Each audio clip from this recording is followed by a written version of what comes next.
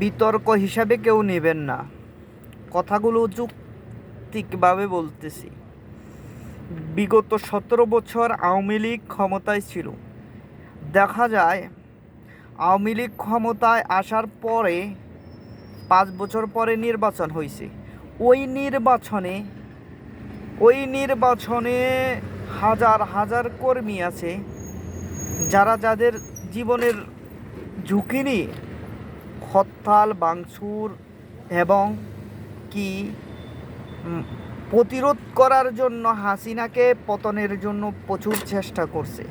হাসিনা নতুন ক্ষমতায় 5 বছর পর সেই ক্ষমতায় ছাড়ে নাই। সেই তা জনগণ যেরকম, বিএনপির লোক যেরকম তার জীবন দিয়ে চেষ্টা করছিল হাসিনাকে পতন করার জন্য, হাসিনা তদ্রূপ তার জীবন দিয়ে চেষ্টা করছে সেই গদ্দিটা রক্ষা করার জন্য।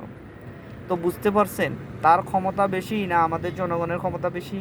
অবশ্যই তার জনগণের ক্ষমতা তার কাছে তুচ্ছিল্য, কোনো ক্ষমতাই না। তখন হাজার হাজার নেতাকর্মী তারা মনে করছিল যে আওয়ামী লীগ ক্ষমতা থেকে পতন হবেই। বহুত কষ্ট করছে, আর এত কষ্ট করছে তারা কখনো কল্পনা করতে পারেনি হাসিনা সরকার 17 বছর ক্ষমতায় থাকবে। জান পান দিয়ে চেষ্টা করছে। কেন চেষ্টা করছে? হাসিনা পতন হবেই। এই উদ্দেশ্যে দিনকে দিন বলে নাই, রাতকে রাত বলে নাই, খানাকে খানা বলে নাই, হরতাল অবরোধ বহুত কিছু করছে। বিএনপির বিরুদ্ধে কেউ কোনো কথা বলছে, প্রতিবাদ করছে, তাকে মারধর করছে। যখন 5 বছর পরে হাসিনা এমনভাবে শক্ত হয়ে দাঁড়াইছে যে তার মানুষের প্রতিবাদগুলোকে সে প্রতিবাদ মনে করে নাই, পুলিশ দ্বারা সেই আবার ক্ষমতায় চলে আসছে।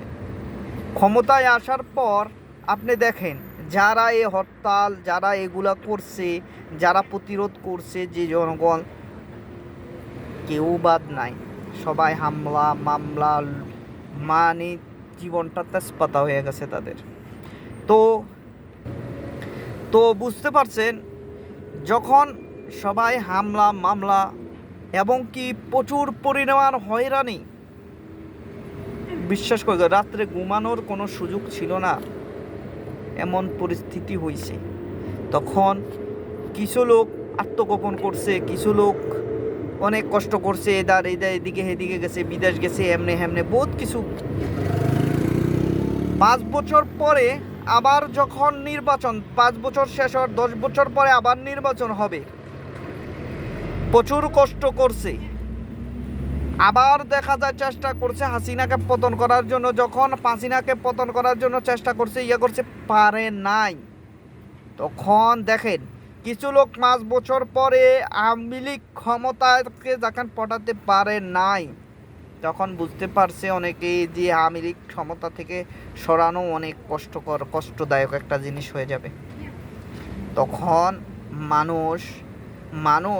কিছু মানুষ দেখা যায় যে নিজের মতো চলতেছে, ফিরতেছে, খাইতেছে। এখন আওয়ামী লীগের কেউ আছে, হ্যাঁ, দেখতেছে তাদের সাথে জোর গলায় কথা বলে না, তারা যা বলে শুনতেছে। কারণ কিলে তাদের দল ক্ষমতায়, কোনো কিছু করলে না বা কোনো কিছু কইলে মামলা তো এমনি আছে একটা দুইটা, আরও 2টা বড়ি দেয়। কোনো কিছু বলার মতো শক্তি নাই, প্রতিবন্ধী করে দিছে।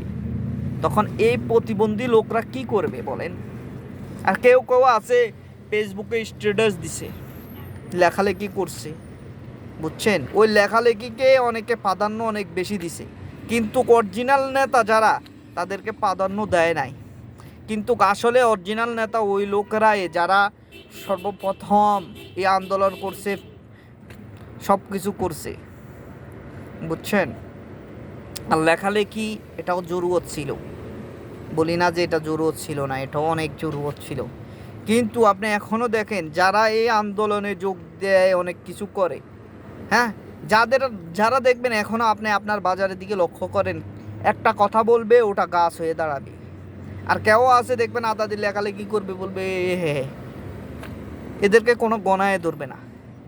যদি আপনি দেখেন এরকম ভালো বিএনপির কোনো বড় নেতা বা ভালো কোনো লোক বিএনপির যদি একটা বক্তৃতা দিত, যদি একটা লেখালেখিও করতো ফেসবুকের মধ্যে, তার বাড়িতে পুলিশ চলে গেছে। শুধু লেখালেখি করলেই হয়? হ্যাঁ, এরকম লেখলে বা এরকম করলে হাতে বড় নেতা হয়ে গেছে এমন কোনো কিছু? সবাই কথাগুলো বুঝে নেবেন ভাই, বুঝে নেবেন। অনেক কথা বলতে গেলে অনেক টাইম লাগবে, ব্যাখ্যা বিশ্লেষণ। ইনশাল্লাহ পরবর্তী ভিডিওতে করবো ইনশাল্লাহ।